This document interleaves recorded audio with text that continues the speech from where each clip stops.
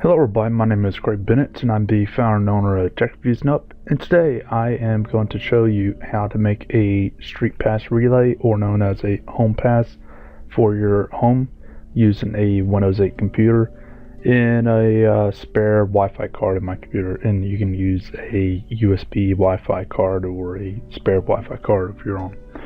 Now, as far as things goes, this will actually cause quite a few good byproducts from this. First off, obviously you get the StreetPass Relay. Second, you get the Nintendo Zone, obviously, and then lastly, it actually makes a extender for your Wi-Fi.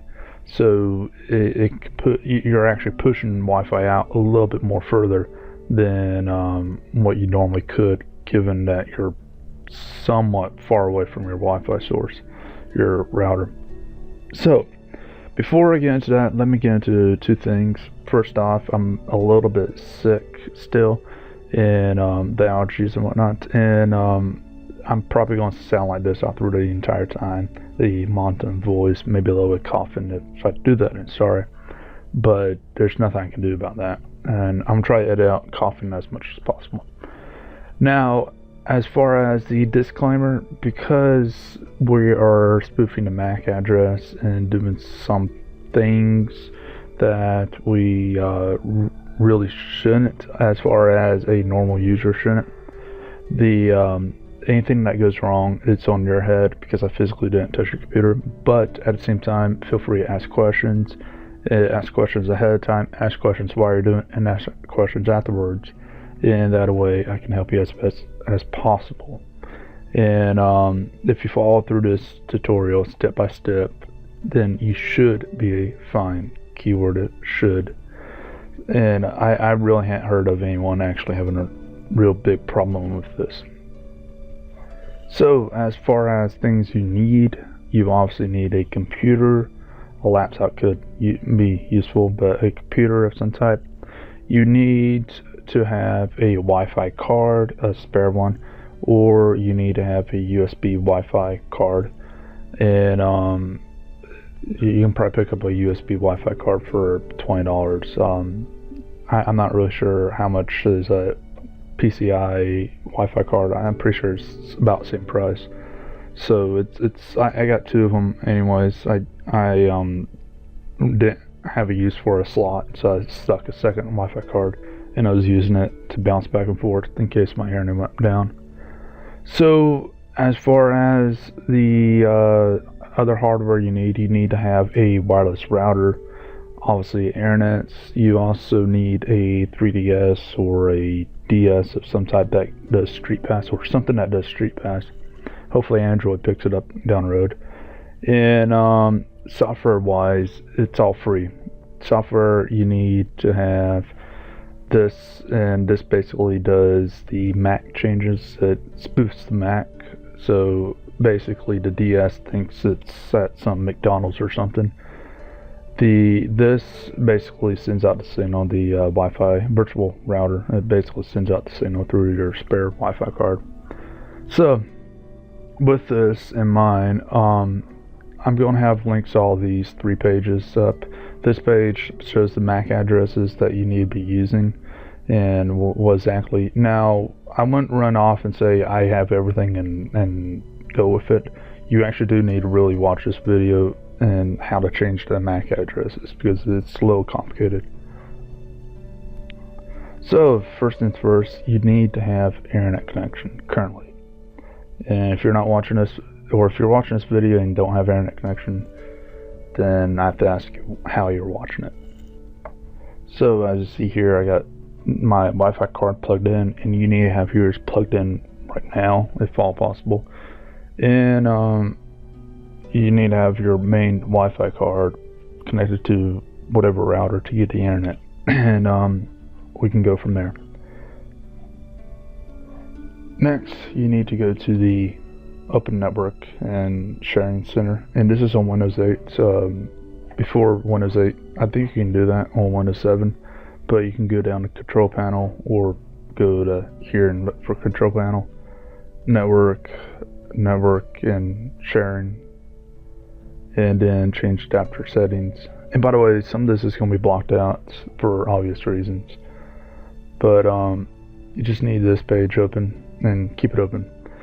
And what you need out here is you need to see the Wi-Fi card, the main one, the spare, and you probably won't see anything else depending on your connections. The main Wi-Fi shouldn't be sharing right now on yours. It's sharing on mine because I already had it set up in trial. And as you see right here, where it's, well, kinda. In fact, let's do that to make it more like yours. Oh, and one step I almost forgot to put in here is the command prompt, which is very important. Basically, for Windows 7 and before, it's CMD in the start, and then you just go to right click and run as administrator. And on Windows 8, it's CMD, and then right click, run as administrator. And then you need to put in the following: netsh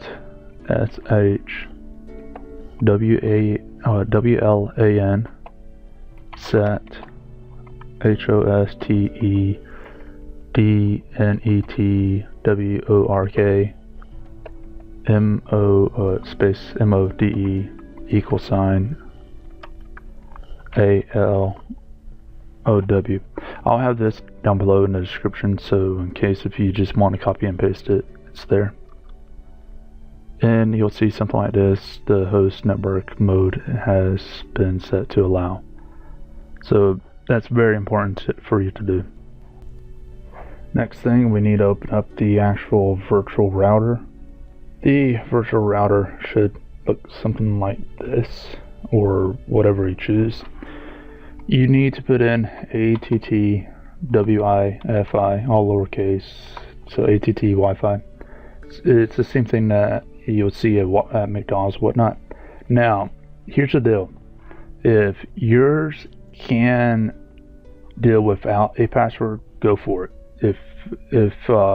Unless you're using it as a extender, obviously you want to have it secure. But if yours can do without a password, and do without, because you that's the same exact thing for like McDonald's, Starbucks, and whatnot. So you don't have to use that extra space on your 3 slots for your networking. But this one doesn't, and just put in whatever 1, 2, 3, and that should do. And do your main Wi-Fi card. If it doesn't show up, and refresh. If it doesn't show up after that, I don't know what to say.